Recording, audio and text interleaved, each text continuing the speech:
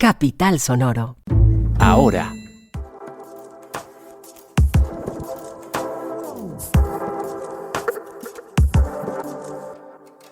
Hola, les damos la bienvenida a Ahora, un podcast, un informativo que de manera concisa les trae varias de las noticias que mueven la agenda informativa de Bogotá, de Colombia y en ocasiones del mundo.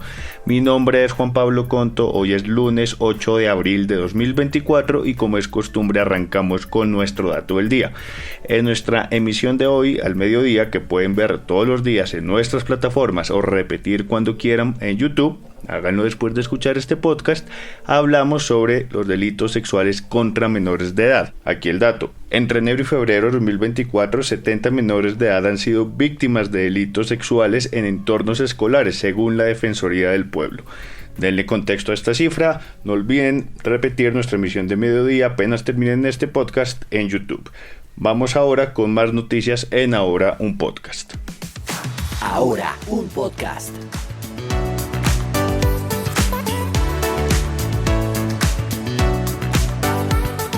Bueno, sabemos que las intervenciones de las EPS y toda la discusión alrededor de la salud o del sistema de salud ha sido un tema caliente en estas semanas.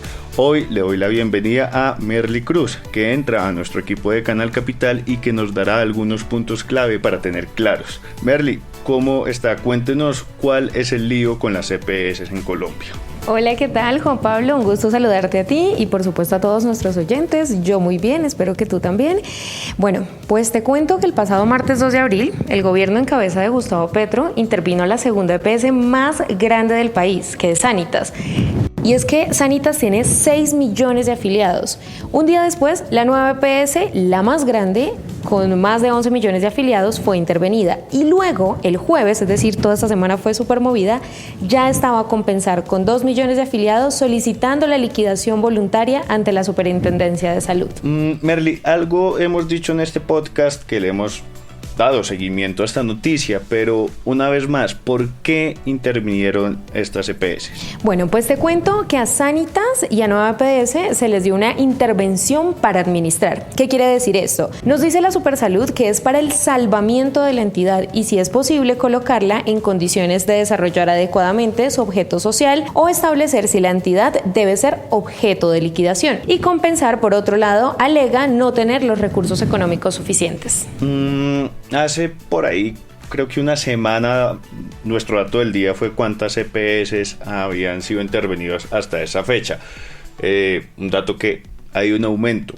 ¿Nos puede contar usted, Merly, cuántas más han sido intervenidas, además de las que ya menciona? Claro, pues ha sido entonces Sabia Salud, Famisanar, Emsanar, que a propósito Emsanar atiende en el Valle del Cauca y en Bogotá, Asmed Salud principalmente atiende en el Cauca y Sabia Salud en Antioquia. Además, se estarán preguntando cuáles son las que están en riesgo de estar intervenidas, las que podrían ser intervenidas. Entonces es Capital Salud, Compensar, Cox Salud, Mutual Ser, EPS, SOS, Confenalco Valle, Allianz Salud, Dusacawi y Anazguayú, ambas que son de La Guajira.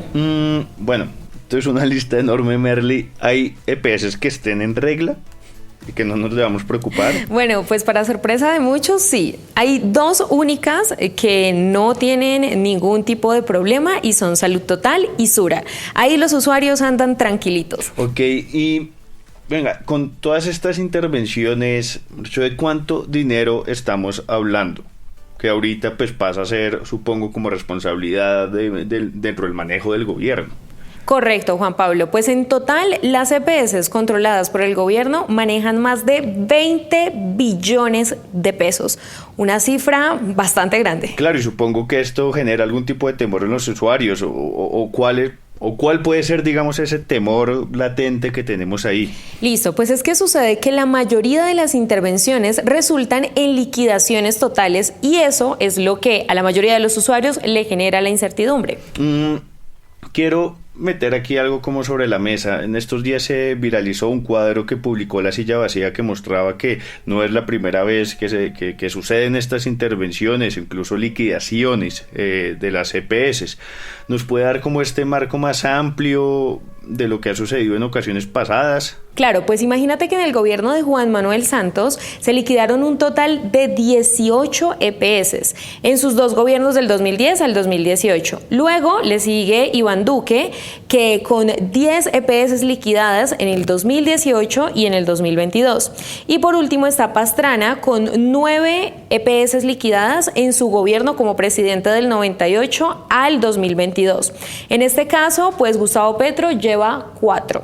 Bueno, pero Merly, para terminar la pregunta clave, ¿qué pasa con los usuarios? ¿Qué puede pasar con los usuarios? Digamos que de alguna manera el gobierno ha lanzado ahí como un salvavidas, les ha dado una cierta manera para que no se angustien tanto, y es que ha dicho que les garantizará la salud de todos los colombianos a quien estas intervenciones les afecten.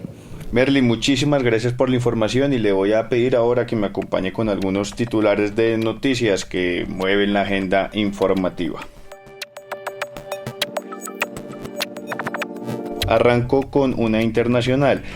Israel retira a sus tropas del sur de Gaza tras 6 meses de guerra, aunque dejó un grupo para operaciones especiales y el primer ministro dijo que se trataba de una reagrupación para nuevas misiones. Esto sucede pues cuando las negociaciones para una tregua se reanudaron ayer domingo 7 de abril, cuando la cifra de víctimas mortales en Gaza supera las 33.000 personas y más de 14.000 menores de edad. Y en Tel Aviv los familiares de los rehenes presionan para lograr su liberación.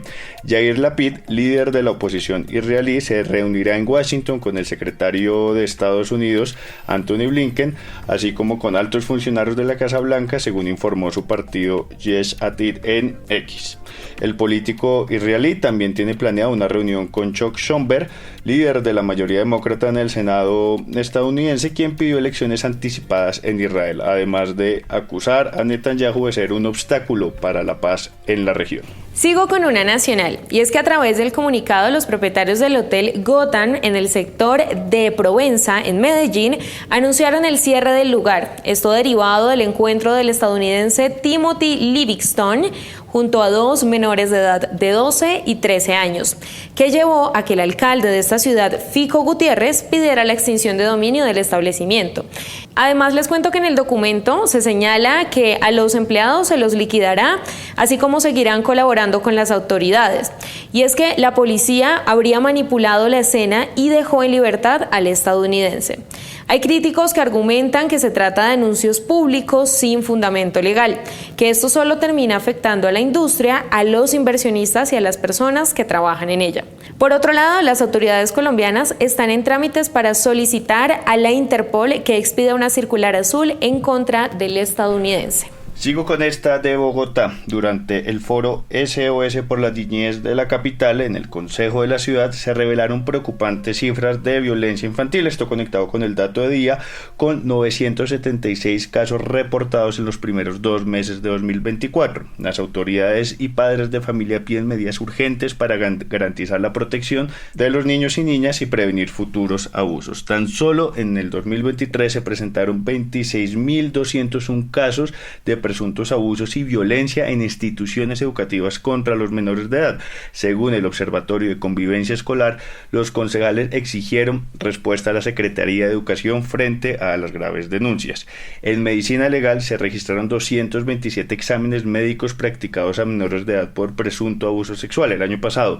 La petición de los padres de familia es una, que estos casos no queden en la impunidad y los niños siempre sean escuchados. Por otro lado, se cumplió el plazo que solicitó el alcalde Carlos Fernando Galán para conocer los estudios realizados en el tráfico de la capital, con el fin de encontrar una alternativa eficiente, que eso es lo que más necesitamos, para mejorar la movilidad. A través del pico y placa, dentro de los resultados que dio a conocer en una entrevista para El Tiempo, el alcalde de Bogotá mencionó que aún faltan datos en los estudios para encontrar la mejor alternativa en la movilidad bogotana. Según esto, Galán enfatizó que por ahora la medida actual será la que rija el movimiento de vehículos de la ciudad, mientras se encuentran los datos suficientes para las soluciones que tiene su idea del nuevo pico y placa. Bueno, hemos llegado al final de este episodio. Recuerden que Ahora es un proyecto periodístico de Capital que está en televisión, en YouTube, en las redes sociales y aquí en podcast. La producción de este episodio estuvo a cargo de Fernanda Rojas, la asistencia de producción a cargo de Daniel López, la edición de Cian Bernardo González, la escritura está en las manos de quien les habla, Juan Pablo Conto, la dirección a cargo de Andrés Páramo.